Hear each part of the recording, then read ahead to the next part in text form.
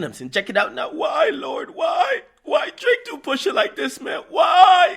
Now, ladies and gentlemen, man, we got to start calling Drake Dranos, because I'm not going to lie, man, I don't think there's a rapper that is as clever and as crafty, strategic in a battle or type of competition or feud than Drake right about now. Now, we've heard another rapper, Joe Budden, said, man, listen, you willing to push a button, but you're not willing to push a T. And a lot of people thought that Pusha T was the kryptonite for Drake. However, in less than 24 hours, Drake responded to Infrared, a song on Pusha T's album, and basically he gunned him up and clapped him quick. Now, ladies and gentlemen, it was so bad that basically Pusha T was doing interviews talking about he was ready for smoke with Drake or Dranos, and it turned out that, Drake gave him the smoke and then put out the motherfucking ashes on the goddamn Make America Great hat of Kanye West. Now, ladies and gentlemen, Drake dropped a Duppy freestyle yesterday, and if you guys don't know, he went back to his SoundCloud days or ways, but if you don't know, Drake got a very big deal with Apple. So when he goes around that deal, he says, fuck the official release, fuck the money, let me put out something for free on SoundCloud to clap a nigga up. Clearly, this is a crime of passion. Now, I gotta go through this, but I'm gonna give you a quick summary of why this came about, okay? This basically came about because Pusha T had issues with Lil Wayne, okay? This is it's so petty, but publicly it felt like Pusha T said some slick things because Wayne used to be rocking Bape at one point, and after that, we heard the diss song by Pusha T to Wayne, a couple jabs back and forth. Wayne tweeted, fuck Pusha T and anybody who love him. Then Drake stepped in because he said, hold up, man, I got all of this. He then basically responded, and then Pusha T had another jab, then Drake responded again on Two Birds, One Stone. We've been waiting for Pusha T, then Pusha T dropped Infrared. Infrared basically saying it was written like Nas, but it came from Quentin. Drake obviously so tired of people saying he got a writer or giving Quentin the credit for his pen, he came back with a Duppy freestyle. Now, ladies and gentlemen, we gonna have to go through this, and please, okay, this is the point of the video.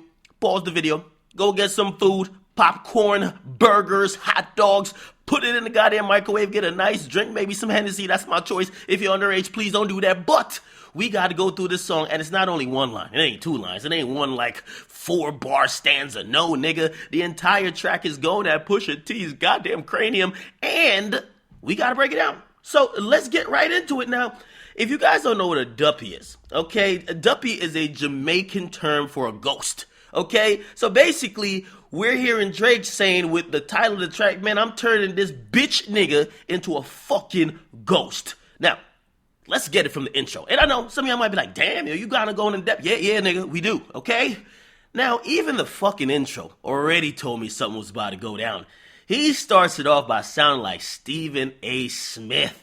He says, I'm in shock. The nerve, the audacity, the unmitigated gall. And that's when he starts rapping. He says, so if you rebuke me for working with someone else on a couple of V's, what do you really think about the nigga that making all your beats? I've done things for him that I thought he would never need. Father had to stretch his hands out and get it from me. I pop star for 30 hours, then let him repeat. Now you popping up with the jokes, I'm dead, I'm asleep. Now stop it. Now Drake is a person, I gotta give this some context.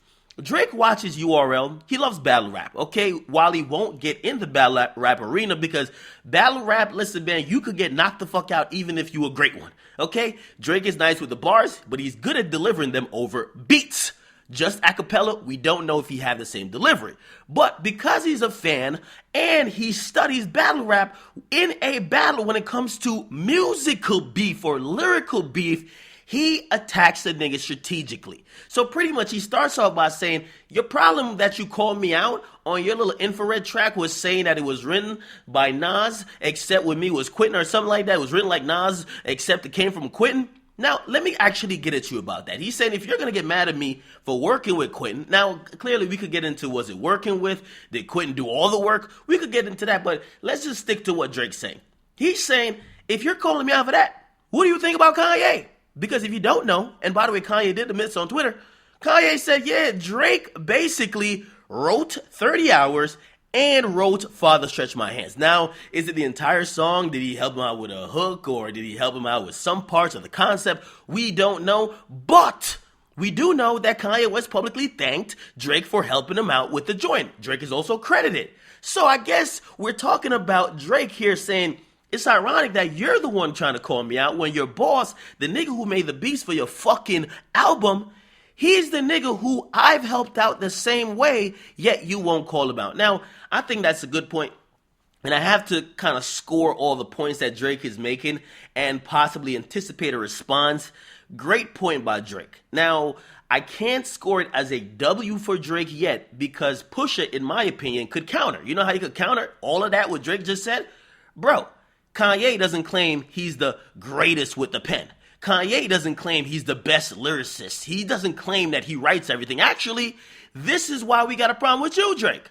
Kanye, when he gets help, yeah, he'll even tweet out, thank you, Drake, for helping me with the songs.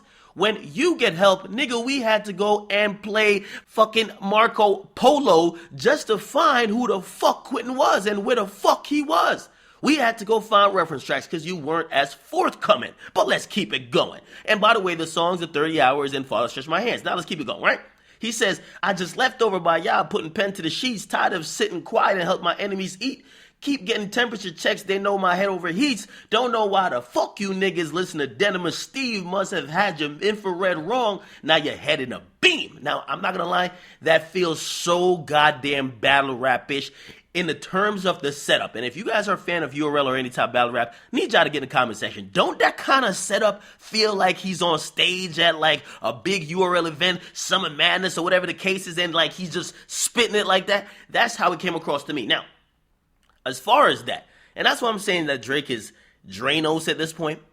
Drake is literally taking on everybody who's challenged him. Yeah, of course, if you're a nobody, he's not going to give you clout. But still, I mean, got Meek, okay. He responded to Joe, even though he could have went back and forth with Joe. He at least responded once or twice, right? Of course, Pusha T, he responded already, and he's responding again. Pretty much anybody who lyrically tries to get at him, he at least shows up, okay? Will he engage in a battle? 9 out of 10 times he will. And clearly, if I'm listening to the song, he's ready for Pusha right now.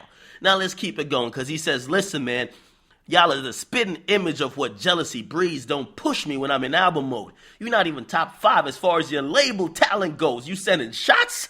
Well, I gotta challenge those, but I bring calicos to the Alamo. Now, clearly, and if you guys don't, I'm gonna keep bringing up battle rap. If you don't know, and I'm not that big of a battle rap fan, but I'm a big enough fan to know that that little rhyme scheme, the Calico, Alamo type of shit, it's used a lot in battle rap. I'm telling you, a lot of the setup and delivery here is very battle rap-ish, okay? But let's keep it going. He says, I could never have a Virgil in my circle and hold him back because he makes me nervous. I want to see my brothers flourish to the higher purpose. You niggas are leeches and serpents. I think it's good that now the teachers are learning. Now, let me stop there. Because this is the point that Pusha T needs to body slam Drake. Drake, you really believe what you just said, my nigga? I want to see my brothers flourish to their higher purpose. I can never have a Virgil in my circle and hold him back because he makes me nervous. What? Drake, I would then point out the many examples of people that publicly we think you might have been holding back a little bit. Party next door. Okay, a lot of people believe Party's a star. We don't know what's going on there, okay? I've heard things, but I would like for you to speak on it because I'm not going to lie, him being with the best rapper in the world or the biggest rapper in the world, why isn't he getting to his higher purpose, okay? Magic Jordan, okay? All of these guys on OVO, what's up? What's up? So, again, I think Pusha T has to, there's a song by Joe Budden, where he gets into it and he calls out everybody who Drake has worked with, but their career hasn't gone up because Drake moves on. He said, yo, we want a Party's album, but you keep taking Party's album to put on your Party album. Then he said something about Mike Zombie, and he said something about a lot of people who have been around Drake. Pusha T got to do that. So I'm not going to score that either. I'm waiting to see if Pusha T actually slam dunks it in a response. Now, let's keep it going. Now, he says, yo, your brother said it was your cousin, then him, then you. So you don't rap what you did, you just rap what you knew. Don't be ashamed. There's plenty of niggas that do what you do. There's no malice in your heart. You're an approachable dude, man. You might have sold to college kids like Nike Mercedes, but you act like you sold drugs for Escobar in the 80s. I had a microphone of yours, but then the signature faded. I think that's pretty much resembles what's been happening lately. Now, Dope lines, not gonna lie, all right? Pusha T career is filled with a bunch of narcos fictional tales, okay? Because clearly if he was rapping that shit, we just seen Rollo go to jail. If all that shit was true, trust me, the cops would have locked his ass up. But that's hip-hop. Everybody embellishes, and to be honest, it's smart to embellish because why would you actually talk about some real crime you did if that real crime could land you in real jail, okay? So I'm not going to knock him for that, but I will kind of say Drake might get a little bit of a point by saying, Pusha, you've been rapping about drugs way too long. Your shit don't evolve, okay? Now, is Drake guilty of some of the shit that he said about Pusha? Here. He said that, man, Pusha keep rapping about drugs, and he never really sold drugs on that level. I mean, Drake, at times recently, in the last couple years, ever since he got his money up, he's been rapping about being a goon and how he don't work with police. Police come around here looking for answers or asking questions. I ain't saying basically all of that. Drake, if we go back in your Toronto history, when you got robbed outside of a restaurant and the police showed up, yeah, you definitely identified people who robbed you. That is the word from the paper, okay? So again, I'm not too sure if Drake is always consistent with what he said, and you could say people change, but clearly Drake pre-fame wasn't no big-ass goon, not talking to cops, this, that, and third, okay? But Drake, after fame with all the goons around him, now he don't talk to cops, okay? So again, Drake, maybe this money and fame has turned you into something that you may have not been all your life. Same with Pusha T. Maybe now that he's famous and he's rapping about something that he has to make look glorious, he's gonna make himself look bigger than life, okay? It is what it is. He wasn't doing the same shit then because he was probably on a smaller scale, and all this gangster shit you be talking now, I don't know if you was on that 10 years ago, too. I don't know if it's a false equivalence. You guys can be the judge. Let's keep it going, all right? He says, please believe your demise will be televised. And as for Q, man, I changed his life a couple times. Niggas was at Kroger working double time. Y'all acting like he made the boy when I was trying to help the guy. Now, let's be clear. This demise will be televised. I'm going to take that line to mean one thing. If Pusha responds, and I'm giving Pusha 72 hours, okay? If Pusha responds, Drake, you better respond back. Don't back out of this beef. The only person I've ever seen Drake kind of fall back out of the beef to is Joe Budden. He saw Joe Budden give that nigga 3 tracks in 3 days, and Drake probably said, oh, fuck, Tracky? Oh, man, I didn't think this nigga was going to do all this. You know what, man, I'm cool. This nigga crazy, he might be on crack, and he got way too much time on his hands. Drake didn't respond to 3 of the songs that was put out by Joe, at least in a timely fashion. So, if you're talking about that his demise, Pusha T's demise will be televised, you're basically saying, I'm here for it, and I'm gonna respond if he responds back, okay? No going ghost. Now, let's keep it going, because he was talking about Q. Oh my God, listen, I don't care where Quentin was working, man. Quentin made half of that album. Give him his credit. That's all I gotta say about that, all right? Now, let's keep it going. Now, he said, man, who gassed you to play with me? Man, you made this easy as ABCs. Whoever supposedly making me hits, but they ain't got no hits, sound like they need me. My hooks did it. My lyrics did it. My spirit did it. I'm fearless with it. Okay, now, let me stop there. To some extent, Drake is right. Okay? The niggas who have written him hits, those songs aren't hits for themselves. I've said Quentin Miller, clearly he got clever bars. He could kind of get a little hook here and there, but his voice is trash, and it's all about delivery.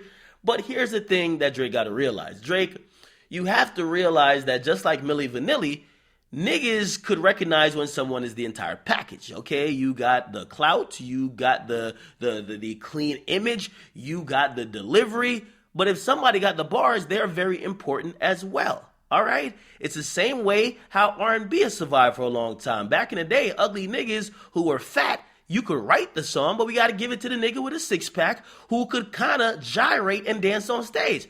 Everybody does a different role, but if you help out in the capacity of writing a whole song, you're still very important. Now, does it really say that, oh, yeah, you still can't get your own hit? You're right. Whoever else can't get their own hit, but you can't just try to discard what they did for your hit. Because, again, the hit is not only a hit because of you, it's because of the other person too. Let's keep it going because we're ending up. All right, now, I really shouldn't have given you none of my time because you older than the nigga you running behind. Look, holla at me when you multi-million. I told you keep playing with my name and I'm going to let it ring on you like Virginia Williams. God damn, now if you guys don't get that reference, Virginia Williams is the fiance of Pusha T. Pusha T put a ring on that finger. And now you have Drake, who, by the way, if you don't know, Drake loves fucking the women of the niggas he's beefing with just to touch their soul. But since Pusha got a fiance, he brought her into the song, okay? By the way, I got multiple examples of Drake fucking chicks who is with his enemy. Trust me, I got a bunch. I won't even say here. Anyway, think about this though, right? He's saying that I'm willing to get personal. I'm going to let it ring on you like Virginia Williams. One thing that Drake does so well, Drake will start talking about your woman, your baby mama, your ex-girlfriend, your wife. Drake don't got no girl publicly. So it's like you can't get at him about shit. He's playing it all right. He basically threw your baby mama or your fiance's name in there to say how deep you want to go. Because there's no chick that you could get at me with. Now let's keep it going. He says, I'm too resilient. Get out your feelings. It's going to be a cruel summer for you. I told Weezy and Baby I'm going to done him for you. Tell Ye we got an invoice coming to you. Consider that. We just sold another 20 for you. Now, I think that, and by the way, Drake did put up like an invoice. I don't think this is going to help push in sales at all. People rock with the very popular guy, and the most of Drake fans who are casual fans or just fans of just hit music, they probably don't know Pusha T. I was hanging out with a chick yesterday. She's 22. She never heard about Pusha T. It's crazy. They know all about Drake. They don't know about Pusha T. So what I'm saying is that Drake mentioning Pusha T is just going to be people that don't know Pusha saying, okay, whatever Drake says is right, and I'll never listen to this guy. However, if you're a lyricist, which is really Pusha's fan base, the people who like lyrical rappers, you already know about Pusha T. So it's not like you're giving him any extra boost. You're just really bringing your pop fans and your fans of hit music to attack a guy who's just not in that lane. So I don't think you really gave him a sales boost. If anything, you may have convinced some of the people who like that lyrical shit that, yo, shit, Pusha got done dirty. But in terms of your pop fans, I don't think your pop fans going to Pusha to listen to lyrics. No, nigga, they stay with you for pop songs and singing. So I don't know if he's giving Pusha 20K of promotion or extra 20K, but of course he's going to take credit because he is the bigger name. Now, here's my thing. What will Pusha do? What should he do? Pusha better drop a track in the next 72 hours, okay? If I'm him, I'm doing what Joe Budden did. I'm dropping 3 in a row. I'm going to exhaust your bitch ass because you are the bigger artist, and we're looking at everything Drake puts out now. He can't put out a dud. So this was a good song by him, but imagine if I force this motherfucker to respond and respond and respond. He might actually look a certain way, or he might just back off. If he backs off, the culture might look at it like, damn, yo, you really got him? Even though this song has made such a big impact, I don't know, okay? I really don't know. So we will see what it is, man. However, Pusha T, everybody thought you was a kryptonite for Aubrey. If you don't deliver and you cannot float over this beef. You was on interviews talking about you want all the smoke. You the chimney. Let's see, where is the goddamn smoke detector? Because I detected it today, and I need to hear an answer by Tuesday, okay? If it don't happen by then, we having a goddamn funeral proceeding for Pusha T, because I never want to hear Pusha mention Drake again. You said you wanted smoke. He gave you the smoke. Put the ashes out on goddamn Kanye West. Now, let's see what you got. Get in the comment box, make sure you guys like them, subscribe. This is Top Beef. I like, bro. I ain't gonna lie to you. That Trippie Redd and 6ix9ine shit, they're not even dissing each other in songs. It's FaceTime shit, man. This is lit. It's Akademiks. Woo! I'm up.